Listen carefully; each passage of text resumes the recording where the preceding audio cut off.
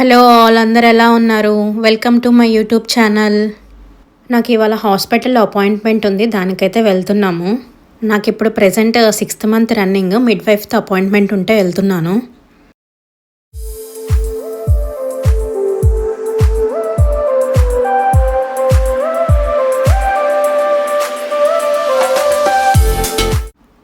Appointment అయితే హాస్పిటల్లో ఇచ్చారు, not GP.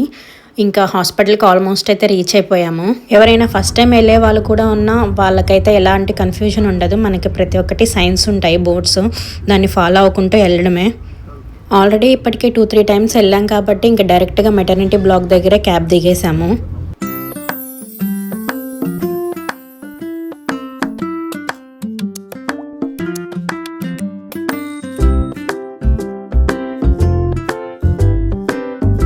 Mid wife consulting room అయితే 3rd ఫ్లోర్లో ఉంది. ఇంకా సైన్స్ ఫాలో అవ్వకుంటూ వెళ్ళాము. మేము వెళ్ళేసరికి ఆల్రెడీ ఒక 3-4 మెంబర్స్ కూర్చొని ఉన్నారు. అక్కడ టేబుల్ మీద అయితే ఒక బోర్డు అయితే రాసి ఉంచారు, యూరిన్ కలెక్ట్ చేసి ఉంచమని మిడ్ వైఫ్ కాల్ చేసే ముందు. ఇక్కడ కూడా ఇప్పుడు సమ్మరు, ఇంకా సెంట్రల్ ఏసీ అయితే ఆన్లో ఉంచారు. బాగా చలిగా అనిపించింది. ఇంకా టీవీ పెట్టారు, దాన్ని అయితే ఎవరు చూడట్లేదు, ఎవరి ఫోన్లో వాళ్ళు చూసుకుంటున్నారు.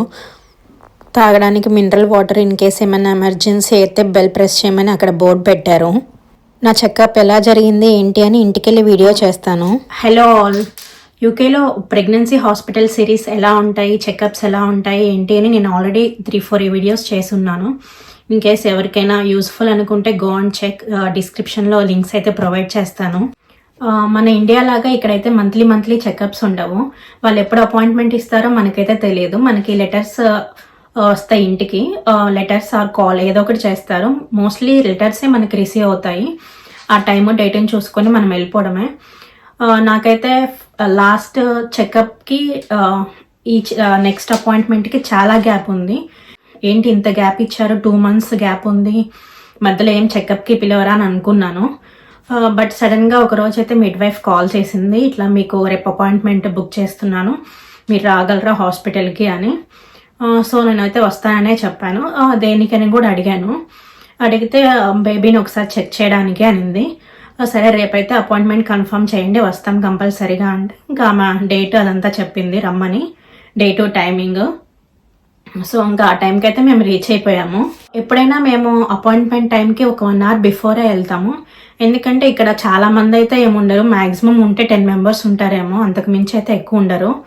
సో మనం ఎర్లీగా వెళ్ళామంటే మన నేమ్ ఎర్లీగా పిలిచేస్తారు. సో పని కూడా అయిపోతుంది కదా, వెళ్ళిన పని అని చెప్పేసి మేము కొంచెం ఎర్లీగానే వెళ్ళిపోతాము. సో ఈసారి ఏంటంటే చాలా టైం వెయిట్ చేసాము, ఆల్మోస్ట్ 1 hour వెయిట్ చేసాము ఎక్స్ట్రా. ఇంకా వాళ్ళు ఎంతసేపు అయినా పిలవకపోయేసరికి ఇంకా నాకే డౌట్ వచ్చింది, నేను కరెక్ట్ టైంకే వచ్చానా లేదా అని చెప్పేసి. ఇంకా వెళ్ళి వాళ్ళని, రిసెప్షన్లో ఉంటారు కదా, వాళ్ళని అడిగితే ఇంకా చెప్పారు, మీ అపాయింట్మెంట్ టైము అయితే కొంచెం సేపు వెయిట్ చేయండి, మిడ్ వైఫ్ వేరే వర్క్స్లో బిజీగా ఉంది, ఇంకా ఒక 10 minutesలో పిలుస్తారు మిమ్మల్ని, వెయిట్ చేయండి అని. మనకి కన్సల్టింగ్ రూమ్ ఉంటుంది, మిడ్ వైఫ్స్ కన్సల్టింగ్ రూమ్ అని మనకు ఒక వెయిటింగ్ రూమ్ ఇస్తారు. అక్కడ వెయిట్ చేసాము. అక్కడ వెయిట్ చేశాక ఇంకా ఆల్మోస్ట్ ఒక 1.5 hour తర్వాత ఏమో పిలిచింది. ఇంకా పిలిచి ఫస్ట్ అయితే baby movements and baby heart beat check చేయడానికి పిలిచారంట. సో అక్కడికి వెళ్ళాకైతే ఆ ముందు ఆ వర్క్ అయితే ఫినిష్ చేసేసింది. బేబీ హార్ట్ బీట్ అంతా బాగుంది, ఎంత ఉండాలో అంతే ఉంది, బాగుంది, కరెక్ట్గా ఉంది అని చెప్పింది. ఇంకా ఆ తర్వాత అయితే ఏమైనా మెడికేషన్స్ యూజ్ చేస్తున్నావా అని అడిగింది. ఏం లేదు అని చెప్పాను. ఇది 2nd ప్రెగ్నెన్సీ కదా అని అడిగింది. అంటే అవును అని చెప్పాను. మీరేమైనా ఫ్యామిలీ ప్లానింగ్కి ఏమన్నా ఉన్నారా, లేకపోతే ఇంకొక బేబీని కన్సీవ్ అవ్వడానికి రెడీగా ఉన్నారా అని అడిగితే లేదు, ఫ్యామిలీ ప్లానింగ్లోనే ఉన్నాము అని చెప్తే ఇంకొక మనకి ఆప్షన్స్ అయితే ఇచ్చింది, ఒక 5-6 ఆప్షన్స్ అయితే ఇచ్చింది. వాటిల్లో కూడా మనమే చూస్ చేసుకోవాలంట ఆప్షన్స్ ఏంటో. సో మనకి వాటి గురించి అయితే ఏం ఐడియా లేదు. మాకు ఒక బుక్లెట్ అయితే ఇచ్చింది. తర్వాత దాని గురించి డాక్టర్తో అయితే మాట్లాడమనింది. ఆప్షన్స్ అంతా బుక్లో చూడాలి, నేను కూడా ఇంకా ఏం చూడలేదు. ఈ అడ్వాంటేజెస్, ఇది చేయించుకుంటే ఈ అడ్వాంటేజ్ ఉంటుంది, ఈ డిసడ్వాంటేజ్ ఉంటుంది, అలాగా బుక్లెట్లో ఇచ్చారు, నేను చూడాలి. ఇంకా మనకేమన్నా ఇక్కడ ఇన్ఫర్మేషన్ ఏమన్నా అడిగితే ప్రతిదానికైతే బుక్లెట్ ఇస్తారు, బుక్లెట్స్. అందులో ఇన్ఫర్మేషన్ అయితే మొత్తం ఉంటుంది. ఇంకా సో ఇట్లా బ్రెస్ట్ ఫీడింగ్ గురించి అంత మ్యాటర్ అంతా ఇచ్చారు. స్కిన్ టు స్కిన్ టచ్ ఇవ్వాలి బేబీ పుట్టగానే, breast feeding, formula milk, breast feeding ఇస్తే బేబీ ఎలా యాక్టివ్గా గ్రో అవుతారు, ఫార్ములా మిల్క్ వెళ్తే ఎలా గ్రో అవుతారు, ఇలా ప్రతి ఒక్కటి ఈ బుక్లో అయితే ఇలా ఇన్ఫర్మేషన్ అయితే ఉంది. మాట్లాడుతుంటే కూడా ఆయాసం వచ్చేస్తుంది. ఇంకొకటి ఏంటంటే యూకే 4 కాంటినెంట్స్, ఒకటి లండన్, ఇంకొకటి స్కాట్లాండ్, థర్డ్ది వేల్స్, ఫోర్త్ది ఐర్లాండ్ అనమాట. అన్నిట్లో ఇది ప్రొసీజర్ ఉంటుందా అంటే నాకు తెలియదు. ఏంటంటే ఇంకొకటి స్కాట్లాండ్స్ బేబీ బాక్స్ అని చెప్పేసి మనం బేబీ పుట్టాక మనకి ఇస్తారు. అంటే డెలివరీ డ్యూ డేట్ ఉంటుంది ఇస్తారు కదా, దానికి 4 వీక్స్ బిఫోరే మన హోమ్కి డెలివరీ చేస్తారు ఈ స్కాట్లాండ్ బేబీ బాక్స్. యాక్చువల్లీ ఇందులో ఒక పాంప్లెట్ అయితే లోపల ఉంటుంది. అది మాకు ఇంతకు ముందు బిఫోర్ వెళ్ళినప్పుడు ఇచ్చారు. సో దాని మీద ఏంటంటే మన నేము, మన అడ్రస్, మన ఫోన్ నెంబరు, మన జీమెయిల్ ఇట్లాంటివి ఇవ్వాలి. ఇంకా సో కార్నర్స్కి మనం ఇట్లా కార్నర్ ఉంటుంది ఆ పాంప్లెట్కి, కార్నర్స్ని అటాచ్ చేసేసుకొని పోస్ట్ బాక్స్లో వేసేస్తే వాళ్ళు డెలివరీ డేట్ 4 వీక్స్ బిఫోర్కి మన హోమ్కే డైరెక్ట్గా డెలివరీ చేస్తారు. మోస్ట్లీ ఈ స్కాట్లాండ్ బేబీస్ బాక్స్లో ఏంటంటే మోస్ట్లీ బేబీకి కావాల్సిన ఎసెన్షియల్సే, బేబీ స్టఫే ఉంటుంది.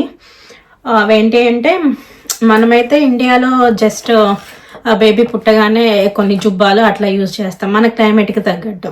బట్ నా డెలివరీ టైం వచ్చేసరికి ఇక్కడ సమ్మర్ అయిపోతుంది, వింటర్ స్టార్ట్ అవుతుంది.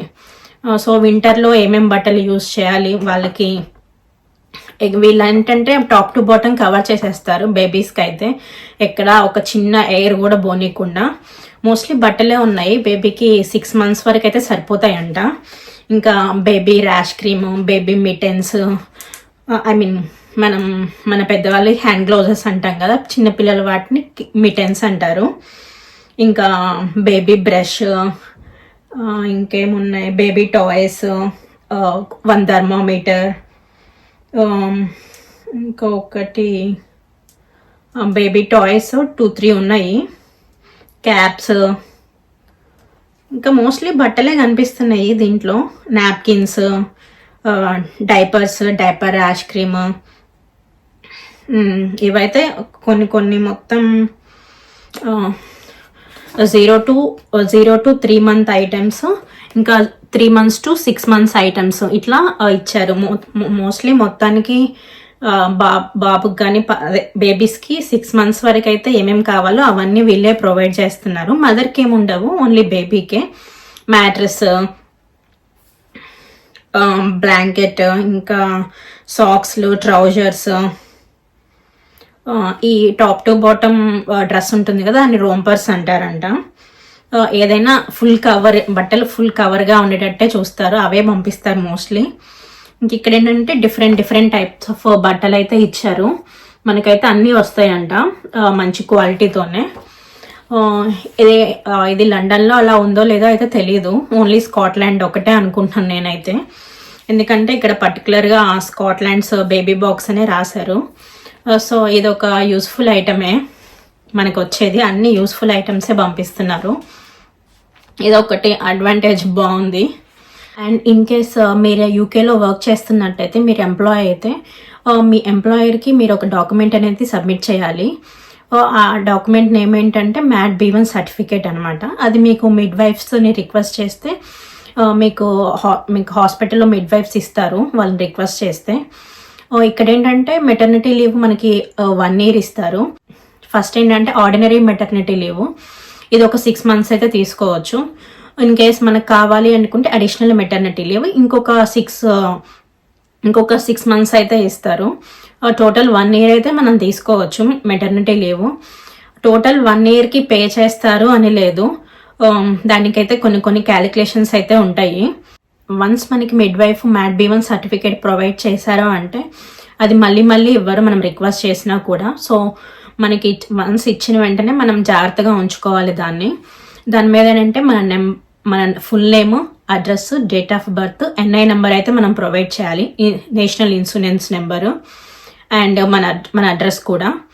అండ్ దాని మీద అయితే హాస్పిటల్ స్టాంప్ అనేది కంపల్సరీ ఉండాలి, మిడ్ వైఫ్స్ సైన్, మనకి సర్టిఫికేట్ ఎప్పుడు ఇచ్చారు మిడ్ వైఫ్స్ అనే దాని డేటు, ఆమె సిగ్నేచర్ కంపల్సరీగా ఉండాలి. అండ్ ఫైనల్లీ స్టాంప్ అయితే కంపల్సరీ. ఇది మనం ఏం చేయాలంటే మన ఎంప్లాయర్కి స్కాన్ చేసి సబ్మిట్ చేస్తే ఇంకా ఆ తర్వాత వాళ్ళ ప్రాసెస్ వాళ్ళు చూసుకుంటారు. మనం ఎప్పుడు మన ఎంప్లాయర్కి చెప్పాలి అంటే మన delivery date, due date 15 weeks before చెప్తే వాళ్ళ ప్రొసీజర్ అయితే వాళ్ళు చేస్తారు.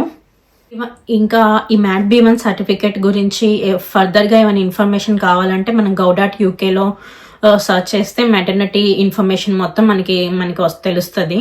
మనకి ఎంత పే చేస్తారు, ఫస్ట్ 6 monthsలో ఎంత పే చేస్తారు, సెకండ్ 6 monthsలో ఎంత పే చేస్తారు ఏంటి అనేది మనకి మొత్తం ఆ go.ukలో ఇన్ఫర్మేషన్ ఉంటుంది, ఎంత పర్సంటేజ్ వస్తుంది మన హ్యాండ్కి అనేది. సో ఇన్ కేస్ మనకి ఏమైనా ఫర్దర్గా డీటెయిల్స్ కావాలి అంటే go.ukలో ఇన్ఫర్మేషన్ మొత్తం అయితే ఉంటుంది.